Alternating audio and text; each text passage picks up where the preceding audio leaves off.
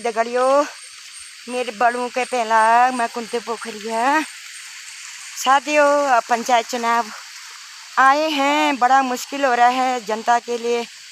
हे भगवान, दो अनर्थ होगी, क्या करें कैसा करें कुछ समझ में नहीं आ रहा है।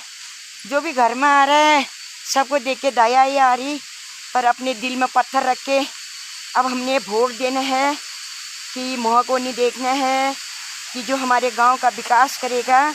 तो हमने ऐसा प्रत्याशी चुनना है जो कि आगे को थोड़ा विकास कर सके।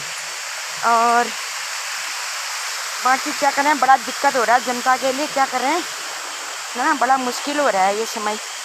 अब जो कैंडिडेट हैं वो तो खुश हैं, पर जनता के लिए बहुत ही धर्म संकट हो गया है।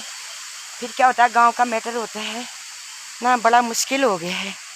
मैं कडाली में है बुरा बजानी, दूरा डाली में कुकुड़ा किसी न जम कडाली में यादी रात सोची रूचू डाली में यादी रात नीन।